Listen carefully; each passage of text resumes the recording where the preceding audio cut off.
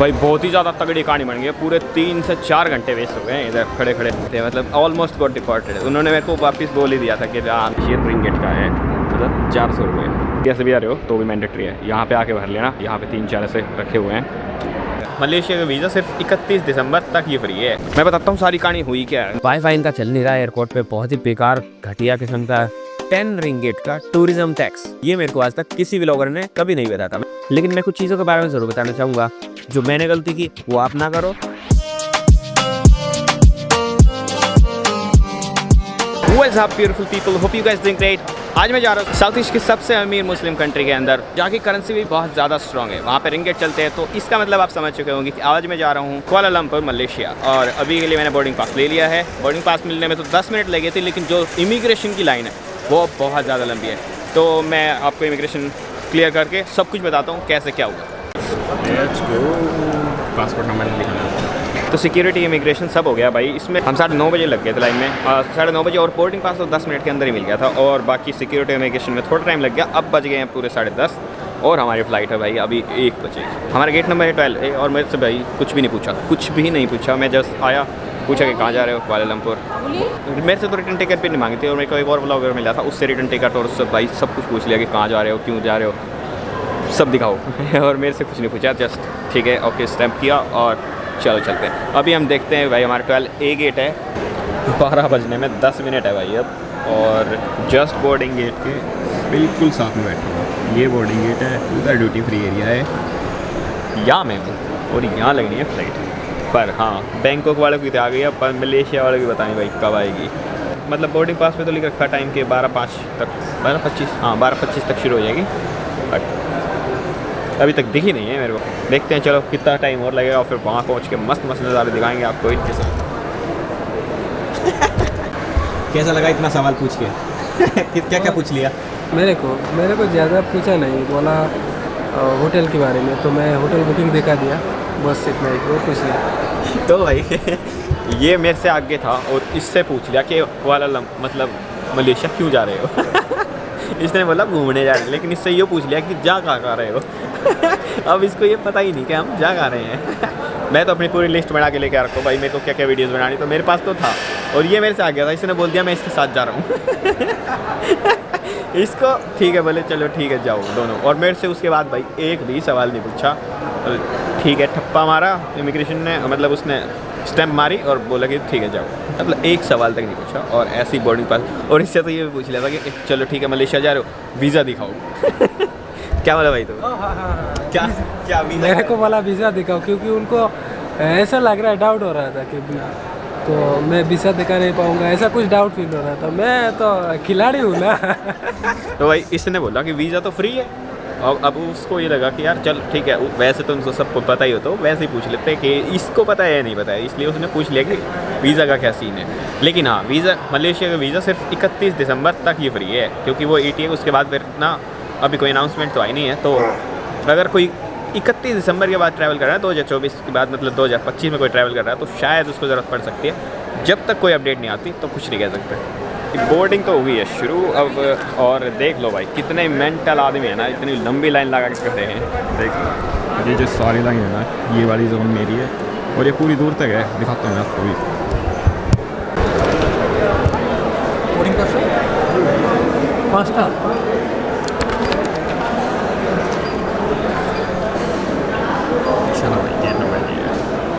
चलो भाई चलते हैं, हो गया फ़िलहाल। और अभी जा रहा हूँ मैं इस सुरंग से, कि देखते हैं किस तरफ जाना है, राइट साइड जाना है अभी। और चलते चलते अब प्लेन को भी हाथ लगेंगे भाई, मैंडेटरी।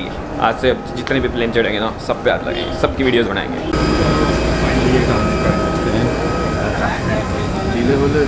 पैर तो भाई पूरे फिट आ गए, वो बड़े बड़े ब्लॉगर्स की तरह नहीं है भाई जिनके पैर फिट नहीं है।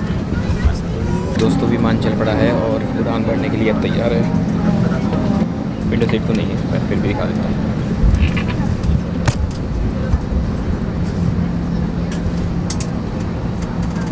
इस बाइक तो दोस्तों अब आपको एक भयंकर चीज़ दिखाता हूँ। देखो ये स्टार्टिंग है यहाँ से मेन्यू की, ये स्टार्टिंग मेन्यू की यहाँ से है, ये है 19। अगर इसको 30 मान लेते हैं, मान लो चलो बाद में माइनस कर देंगे, तो ये जो क्लासिक कॉम्बो है ना, ये बड़ा ये है 400 रुपये का।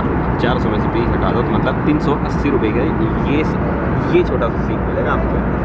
और ये जितने भी दिख रहे हैं ना, ये 10, ये मतलब देख लो आप कितने का हो गया, 10 × 20 200 रुपये। हाँ, और ये देख लो, इस सारे के सारे देख लो जो आप 400 हाँ लगभग 400 के आसपास ही है, क्योंकि एक 20 का है रिंगेट, तो ये 20 मलेशियन रिंगेट का है, मतलब 400 रुपये। और जिसमें आप देखते जाओगे ना, इसको आगे बढ़ाते जाओगे तो ये और बढ़ता जाएगा। यहाँ पे 20 हो गया, यहाँ पे 20 हो गया, और ये देख लो ये सूप नूडल, पता नहीं भाई क्या है ये। ओह, बीफ चिकन सूप है भाई, ये बीफ चिकन सूप है। मैं तो बीफ खाता नहीं, तो वैसे तो मैं फ़्लाइट में कुछ भी नहीं खाता। तो फिर आ जाएंगे ये लाइट स्नैक्स में, ये देख लो आप, रोस्टेड चिकन रैप 10 का, मतलब 200 रुपये का ये हो गया। और मम्स बटर केक भाई देखो, ये देखो तुम, ये जो बटर केक है ना एक छोटा सा, ये देख लो कितने का है, 9 दूनी 18, यानी 180 रुपये, 180 रुपये का हो गया। 4:30 बज गए भाई, और अब लैंड करने वाले हैं। आप देख सकते हो भाई कितना सुंदर नज़ारे आ रहे हैं। Bye bye, take care, have a nice day. ये देख लो भाई, ये है कोलकाता का टाइम, ये है 7:30 जो रखे ना, ये है मलेशिया का टाइम, और ये है हमारे घर का टाइम। यहाँ पे आगे भाई कुछ सिम कार्ड्स की दुकानें, जैसे वो है टीचर सिम का नंबर 1, और ये है हॉट लिंक, वो है ट्रैवलर सिम। लेट्स सी, ये है 4G और वो है 5G। हाँ, वो दोनों 5G हैं और ये है 4G। फिलहाल उससे पहले एक बार लेट मी शो कि क्या कुछ रेट है।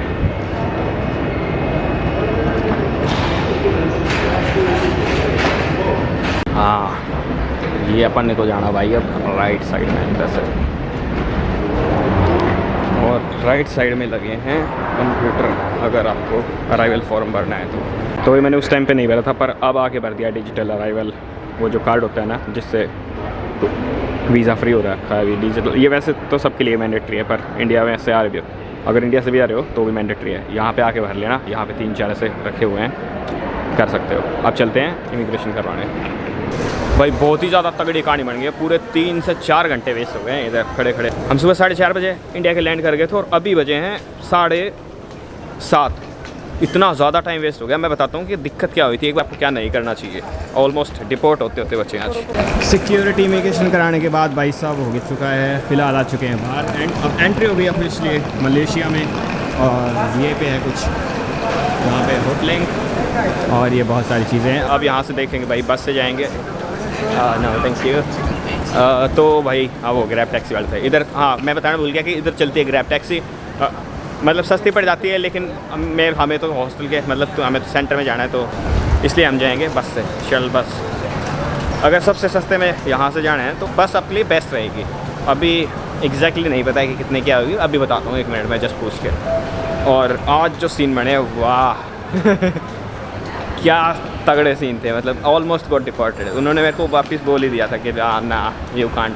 फिलहाल अपन चलेंगे सिटी सेंटर में, और यहाँ से देखते हैं कि बस का क्या सीन है।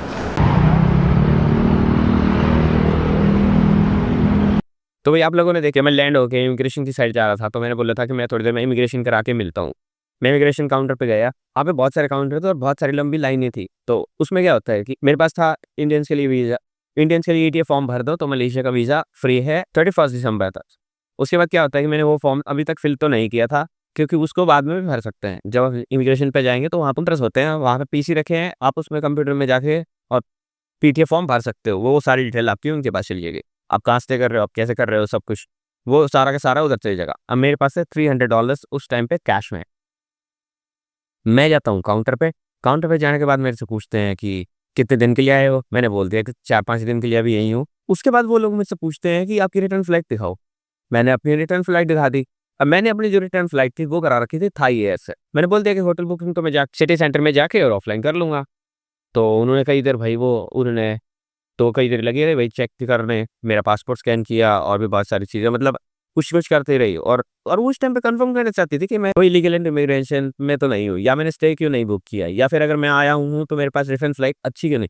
जो मेजर गड़बड़ थी ना उनके दिमाग में, वो था थाई लायन एयर, जिससे मैंने अपनी रिटर्न फ्लाइट टिकट करा रखी है ना, वो एयरलाइंस के बारे में मैंने कभी सुना ही नहीं था। अब तुमने अगर इन चीज़ों के बारे में नहीं सुना है तो इसमें मैं क्या कर सकता हूँ? तो मेरी तो कोई गलती नहीं है, लेकिन मेरे पास रिटर्न फ्लाइट टिकट थी उस टाइम पे।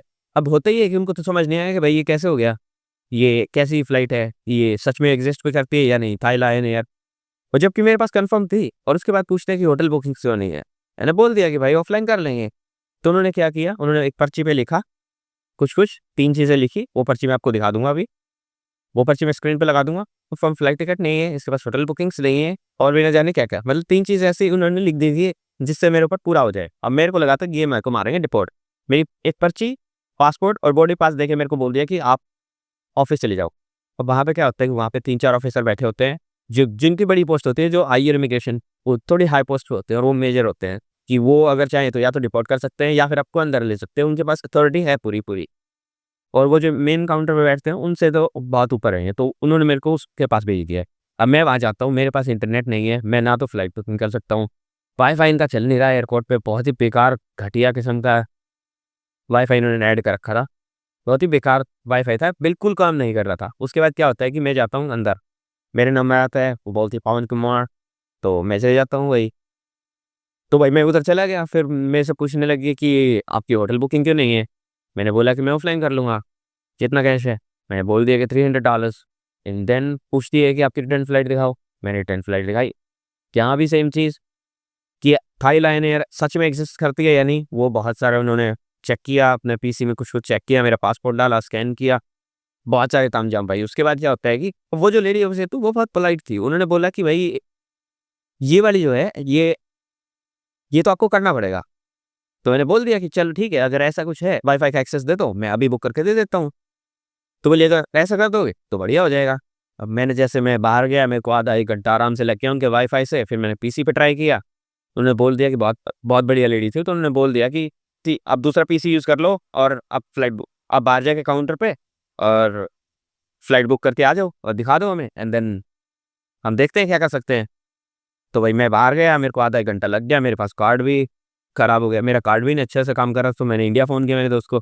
अब मैंने वहाँ से फ़ोन किया तो उसने कार्ड की कुछ फ़ोटोज़ भेजी। अब जैसे ही मैंने वो डिटेल फिल की, अब मेरे को पता चलता है कि एक यहाँ पे होगी गड़बड़। अब मैंने जो हॉस्टल बुक किया ना ये वाली जैसे दर मैं अभी हूँ, वो था 381 टैक्सेस लगा के उसपे फिर 8% उसपे लगा दिया, फिर 8% टैक्स। उसके बाद मेंटेनेंस फीस लगा दी और उसके बाद 10 रिंगिट का टूरिज्म टैक्स, जो कि पर नाइट के लिए आपको देना पड़ता है और ये मेरे को आज तक किसी व्लॉगर ने कभी नहीं बताया था। मैंने बहुत सारे वीडियोज़ देखी, बहुत रिसर्च की, लेकिन ये वाली चीज़ मेरे को बिल्कुल नहीं मिली। तो कह सकते हैं कि शायद ये एक हिडन टैक्स है।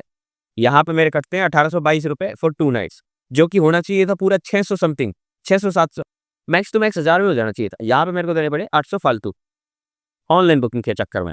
अब ठीक है, जैसा हो गया सो हो गया। उसके बाद क्या होता है कि मैं जाता हूँ अंदर।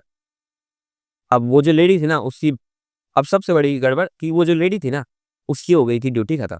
मतलब उसकी शिफ्ट खत्म, अब आ गया था एक नया ऑफिसर। अब यहाँ पे मेरे को फिर से एक्सप्लेन करना पड़ा ऐसे-ऐसे, ऐसे-ऐसे। पता नहीं भाई ऊपर वाले का काम था, तो वो लेडी फिर से आई और उन्होंने बताया कि ऐसे-ऐसे है और इन्होंने होटल बुकिंग भी कर दिया, तो आप इनको जाने दो अंदर। तो भाई उस ऑफिसर ने फिर मेरे को 15-20 मिनट खड़े रखा, मेरे से पूछे सवाल पूछे, मेरा पासपोर्ट स्कैन किया, मेरे फिंगरप्रिंट्स लिए और मेरी फ़ोटो-वोटो खींची, तो और उन्होंने कई देर लगाने के बाद ग्रांट कर दिया, वीज़ा स्टैम्प कर दिया और उसके बाद वो पर्ची हाथ में दे के बोर्डिंग पास, पासपोर्ट दे के और स्टैम्प लगने के बाद मेरे को बोल दिया कि काउंटर पे चले जाओ और एग्ज़िट कर जाओ। और उसके बाद क्या होता है कि भाई मेरे को फाइनली एंटर कर लेने देते हैं मलेशिया में और अब मैं मलेशिया में हूँ कुछ दिन के लिए, तो आपसे मस्त-मस्त वीडियोज़ में बात करेंगे। लेकिन मैं कुछ चीज़ों के बारे में ज़रूर बताना चाहूँगा, जो मैंने गलती की वो आप ना करो। होटल्स की, फ्लाइट्स की एटलीस्ट फॉर 2 डेज़, मतलब 2 दिन के लिए तो आप होटल बुकिंग करके ही आओ, जैसा कैसे भी है, ताकि आप उनको बता सको कि हम यहाँ पे स्टे कर रहे हैं। मैंने वो गलती कर दी थी कि मैंने होटल बुकिंग नहीं किया था। तो ये भी मैंने इसलिए नहीं किया था ताकि मैंने कभी किसी ब्लॉगर के मुँह से सुना नहीं है कि होटल बुकिंग कन्फर्म करके जाओ। दूसरा, फ्लाइट टिकट भाई रिटर्न बुक करके जानी बहुत ज़रूरी है और हो सके ना तो अपने घर से ही भाई ईटीए फॉर्म भी भर ले जाओ, इनका कुछ नहीं पता है भाई। और मेरे आगे मेरे सामने बहुत सारे लोगों को डिपोर्ट मार दिया। अब जैसे ही आपने देखा कि वो मेरे को डिपोर्ट करने वाले थे, मैं इमिग्रेशन काउंटर पे गया, उन्होंने देखा और वो मेरे को करने वाले थे डिपोर्ट। बट उन्होंने देखा, उन्होंने अपने साइड वाले काउंटर पे बात की, तो उन्होंने बोला कि ठीक है, इसको हायर ऑफिसर के पास भेज देते हैं। भाई ये था आज का एक छोटा सा वीडियो। अगर आपको पसंद आया तो please make sure hit that subscribe button and मैं मिलता हूँ आपसे किसी नेक्स्ट वीडियो में. Till then take care, goodbye. Rebecca सी.